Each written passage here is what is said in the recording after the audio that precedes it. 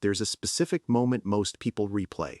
The way their dog lifted their head one last time. The slow, heavy exhale on the clinic floor. The eyes still tracking your face, even when nothing else was moving. Look directly into camera. And the question that comes after, the one nobody actually answers for you, is what were they feeling?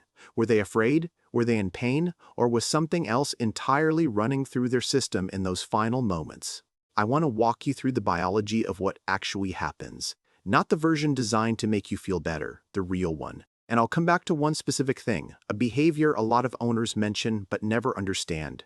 The dog who turns their head toward the door right before the end. We'll get there. The story most people settle on goes like this. They knew it was time. They were ready. It was peaceful.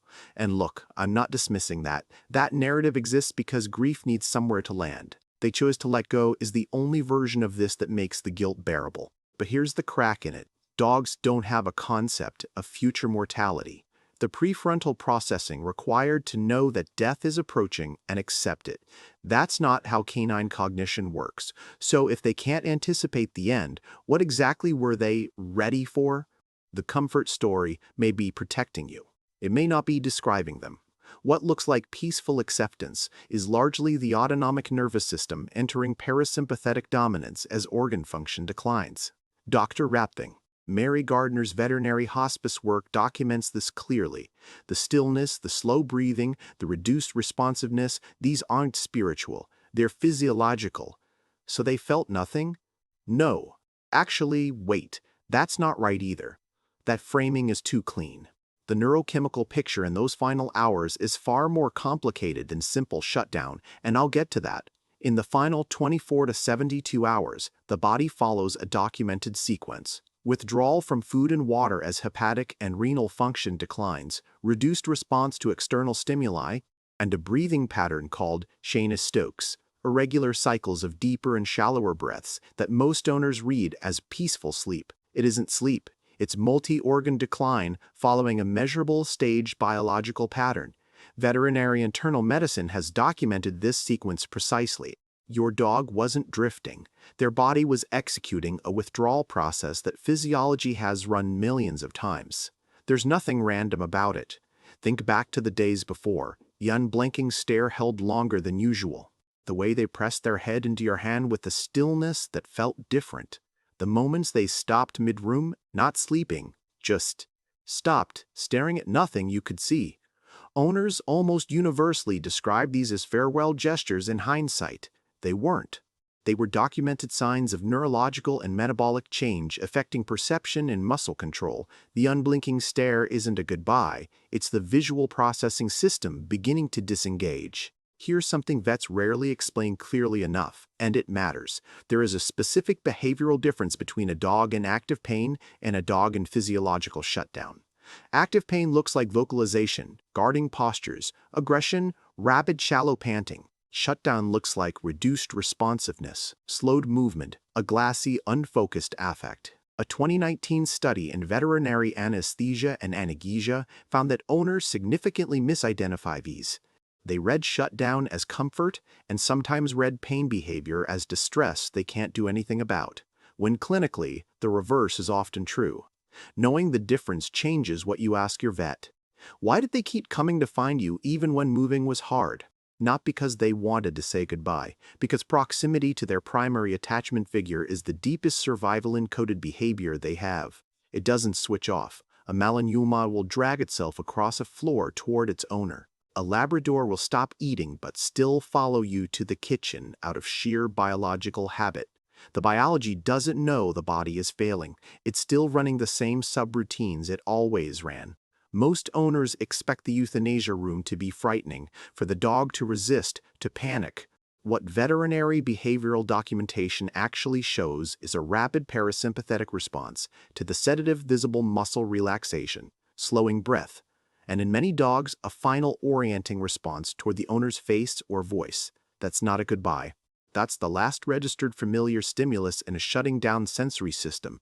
Your face was the final input. That's not less meaningful. It's actually more precise than any story you could build around it.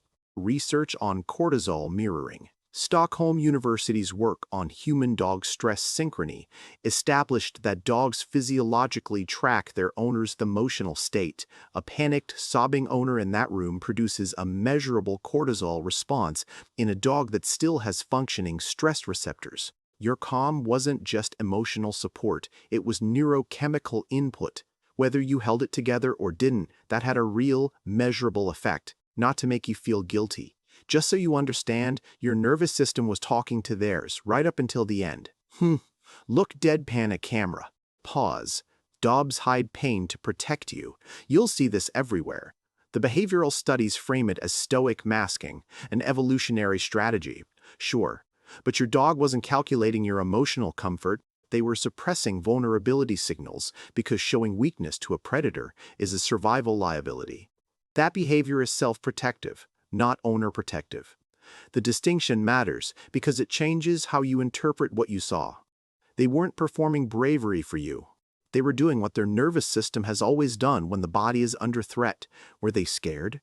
Fear in the clinical sense requires threat appraisal, cognitive processing that registers something as dangerous and generates anticipatory dread. In advanced organ decline, the prefrontal and limbic functions responsible for that kind of processing are among the first to reduce output. Fear likely diminishes earlier than owners expect, before the breathing slows, before the stillness sets in. Capacity to experience it is already fading. I could walk you through the full neurochemical cascade here, but simply put, the dying body releases endogenous opioids as a response to systemic physiological stress. The same class of compounds as morphine. The brain produces its own pain buffer in the final stage. What you witnessed as peace may have been biochemically real, not just a story you told yourself to survive the memory. Biochemically, structurally real. Hold up a pen and notepad. If you're facing this now, or you know you will be, here's what the science actually supports. Regulate your own nervous system first. Your cortisol is real input to your dog. They're still reading you. Use your voice more than touch if their sensory processing is declining. Familiar vocal patterns register longer than physical sensation in late-stage neurological decline. And when you talk to your vet, don't ask, "Is she comfortable?" Ask, "What is her pain index over the last 48 hours?" Write that down. Vets respond to specific clinical language differently than they respond to general questions. Set the notepad down. The dog who turned toward the door. As visual and auditory processing declines, dogs often orient toward the last strongly encoded spatial memory they have, the entry point where their person always appeared. The door isn't a farewell to the world, it's the brain running its deepest familiar subroutine one final time. That's not less meaningful. That's the most honest thing their neurology could give you. The last registered hope in a system that was already leaving, if you were with them at the end. What was the last thing they actually did? Not what you think it meant, just what it was. Leave it in the comments.